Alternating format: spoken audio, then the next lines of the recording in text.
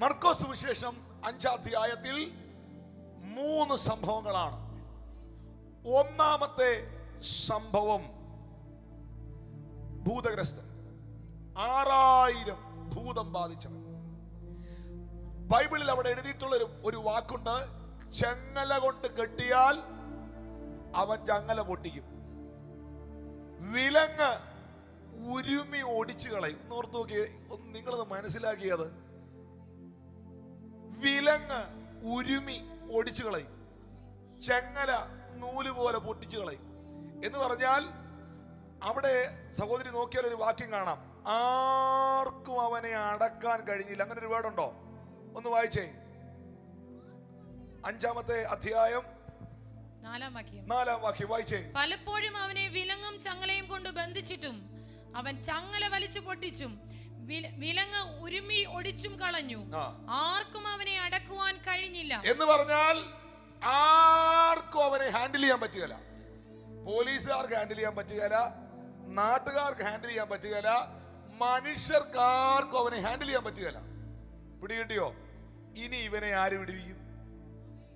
കല്ലറയിൽ കിടക്കുന്ന, വസ്ത്രം ധരിക്കാത്ത, കല്ലെടുത്ത് തന്നെ താൻ ചതയ്ക്കുന്ന, ചെങ്ങല കൊണ്ട് കെട്ടിയാൽ ചെങ്ങല പൊട്ടിക്കുന്ന, വിലങ്ങ് ഉരുമി ഒടിച്ചു കളയുന്ന ഇവനെ ഇനി ആര് വിടുവിക്കും? ഒരു മനുഷ്യനും അവനെ ഹാൻഡിൽ ചെയ്യാൻ പറ്റിയില്ലെന്ന് ബൈബിളിൽ എഴുതിയിട്ടുണ്ട്.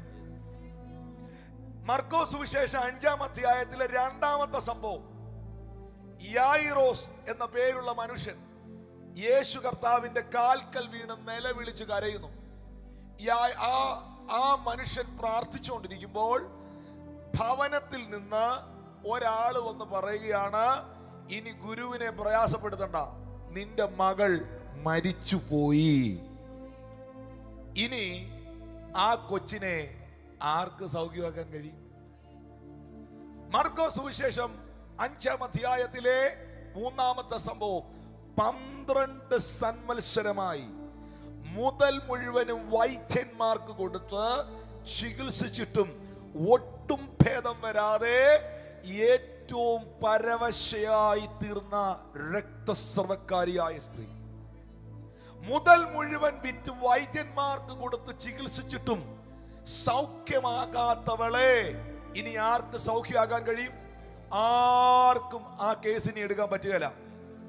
ചെങ്ങല കൊണ്ട് കെട്ടിയാൽ ചെങ്ങല പൊട്ടിക്കുന്ന, സെല്ലിനകത്തടച്ചാൽ സെല്ല് പൊളിച്ച് പുറത്തു വരുന്ന ഈ ചെറുപ്പക്കാരന്റെ കേസ് ഇനി ആർക്ക് കൈകാര്യം ചെയ്യാൻ പറ്റും? ആർക്കും അവനെ അടക്കാൻ കഴിഞ്ഞില്ല. മരിച്ച് പെട്ടിക്കകത്ത് അടക്കാൻ വെച്ചിരിക്കുന്ന ഈ കുട്ടിയെ ഇനി ആർക്ക് രക്ഷിക്കാൻ പറ്റും? ആർക്കും രക്ഷിക്കാൻ പറ്റുകയില്ല. എന്നാൽ മനുഷ്യർക്ക് ഹാൻഡിൽ ചെയ്യാൻ പറ്റാത്ത ഈ 3 കേസും യേശു ഹാൻഡിൽ ചെയ്തു. ഇവിടെ ഇരിക്കുന്നവർ എത്ര പേർ ഏറ്റെടുക്കുന്ന? മനുഷ്യന് കൈകാര്യം ചെയ്യാൻ കഴിയാത്ത ഈ 3 വിഷയവും എന്റെ കർത്താവ് കൈകാര്യം ചെയ്തെങ്കിൽ ഇന്ന് രാത്രിയിൽ എന്റെ വിഷയത്തിൽ ദൈവത്തിന്റെ പ്രവൃത്തി ഉണ്ടാകും എന്ന് വിശ്വസിക്കുന്നവർ ആ കരങ്ങൾ അടിച്ച് ഇന്ന് രാത്രി ദൈവത്തിന് നന്ദി പറ. എവിടെ അസാധ്യതകളുണ്ടോ, എവിടെ ഒരു ഇമ്പോസിബിൾ സിറ്റുവേഷൻ ഉണ്ടോ, അവിടെ എനിക്ക് വേണ്ടി പ്രവർത്തിക്കുന്ന ഒരു ദൈവമുണ്ട്. ഗലീല ഇരുളടഞ്ഞ ദേശമാണെങ്കിൽ, ഗലീല മരണത്തിന്റെ നിഴൽ വീണ ദേശമാണെങ്കിൽ ദൈവം തീരുമാനിച്ചു ആദ്യത്തെ അത്ഭുതം അവിടെ നടക്കണമെന്ന്, ആദ്യത്തെ പ്രവൃത്തി അവിടെ നടക്കണമെന്ന്. ഇതിന്ന് രാത്രി ഞാൻ പറയുമ്പോ ഇത് ചിലരോടുള്ള ഒരു തൂതാണ്. ഇനി ആ വിഷയത്തിൽ ഒരു സാധ്യതയില്ല, ഒരു വിടുതലില്ല എന്ന് പറയുന്നത് വേഗത്തിൽ ഒരു അത്ഭുതമായി തീരാൻ പോവുകയാണ്. അതിന്റെ വേഗതകൾ കർത്താവ് വർദ്ധിപ്പിക്കട്ടെ, വേഗതകൾ കർത്താവ് വർദ്ധിപ്പിക്കട്ടെ, വേഗതകൾ കർത്താവ് വർദ്ധിപ്പിക്കട്ടെ. ഞാൻ ചിന്തിച്ച, ഞാൻ പ്രതീക്ഷിച്ച വഴികളിലൂടെ അല്ല എൻ്റെ ദൈവം എനിക്ക് വേണ്ടി സഞ്ചരിക്കുന്നത്.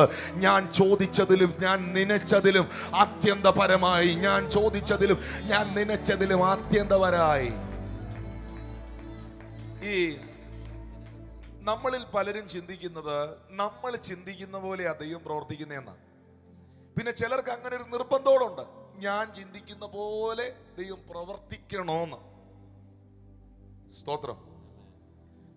ഒരു സഹോദരി ഒരിക്കൽ പ്രാർത്ഥിക്കാൻ വന്നപ്പോൾ പറഞ്ഞ പോലെ, പാസ്റ്റേ, എൻ്റെ വീട്ടിൽ ദൈവത്തിൻ്റെ ഹിതം നടന്നാൽ മതി, ദൈവത്തിൻ്റെ ഹിതമേ നടക്കാവൂ, എൻ്റെ കൊച്ചിൻ്റെ കല്യാണം നടക്കുന്നില്ല, അതിനുവേണ്ടി പാസ്റ്റർ പ്രാർത്ഥിക്കണം, പക്ഷെ ദൈവത്തിൻ്റെ ഹിതം നടന്നാൽ മതി, ദൈവത്തിൻ്റെ സമയത്ത് നടന്നാൽ മതി, ഏപ്രിൽ 15-ാം തീയതിക്ക് മുമ്പ് നടക്കാൻ പ്രാർത്ഥിക്കണേന്ന്. ദൈവത്തിൻ്റെ ഹിതം നടന്നാൽ മതി, ദൈവത്തിൻ്റെ സമയത്ത് നടന്നാൽ മതി, പക്ഷെ ഏപ്രിൽ 15-ാം തീയതിക്ക് മുമ്പ് നടക്കാൻ പ്രാർത്ഥിക്കണം. സ്തോത്രം. നമ്മൾ ചിന്തിക്കുന്ന വഴികളിൽ ദൈവം നമുക്ക് വേണ്ടി സഞ്ചരിക്കണമെന്ന് പറയുന്നത് ഒരു നല്ല കാര്യമല്ല. യോഹന്നാൻ 5-ൽ 38 വർഷമായി ബെഥേസ്ദ കുളക്കരയിൽ കിടക്കുന്ന രോഗിയോട് യേശു ചോദിച്ചു, സൗഖ്യമാകാൻ നിനക്ക് മനസ്സുണ്ടോ? ഇത്രയേ ഉള്ളൂ, നിനക്ക് സൗഖ്യമാകണോ? ഉടനെ അവൻ പറയാണ്, യജമാനനെ, ഈ കുളം കലങ്ങുമ്പോൾ എന്നെ കുളത്തിലേക്ക് ഇറക്കാൻ എനിക്ക് ആരുമില്ല, ഞാൻ തനിയെ ഇറങ്ങി ചെല്ലുമ്പോൾ മറ്റൊരുത്തൻ എനിക്ക് മുൻപായി ഇറങ്ങി സൗഖ്യം പ്രാപിക്കുകയാണ്. കർത്താവ് ഇതൊന്നും ചോദിച്ചില്ലല്ലോ. അവൻ പറഞ്ഞത് ഇതേ ഉള്ളൂ, എന്നെ ഈ വെള്ളത്തിൽ ഇറക്കാൻ എനിക്ക് ആരുമില്ല, ഈ വെള്ളത്തിൽ ഇറങ്ങിയാലേ സൗഖ്യം ആകത്തുള്ളൂ എന്ന് നിന്നോട് ആര് പറഞ്ഞു? നമ്മുടെ മൈൻഡിൽ ചില കാര്യങ്ങൾ സെറ്റ് ചെയ്ത് വെച്ചിരിക്കുകയാണ്. 7 മണിക്ക് യോഗം തുടങ്ങും, 9 മണിക്ക് ആശീർവാദം പറയും. സ്തോത്രം. പല കാര്യങ്ങളും അങ്ങനെ സെറ്റഡ് ആണ്. ഒരു പാസ്റ്റർ പ്രാർത്ഥിക്കുമ്പോൾ ഇന്ന കാര്യങ്ങളെ നടക്കൂ, ഇതിനപ്പുറത്തൊന്നും നടക്കില്ല. ഇതൊക്കെ നമ്മുടെ ചിന്തയാണ്.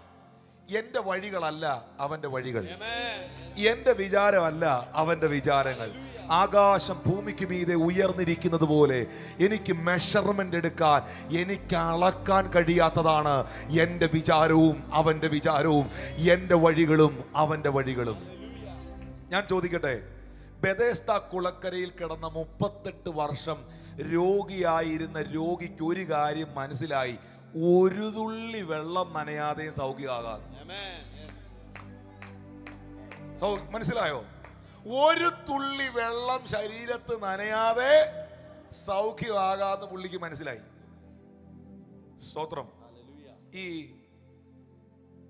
ദൈവത്തിന്റെ ചില പ്രവൃത്തികൾ എന്നെ അത്ഭുതപ്പെടുത്തുകയാണ്. നമ്മൾ ചിന്തിക്കുന്ന വഴിയിലല്ല ദൈവം സഞ്ചരിക്കുന്നത്.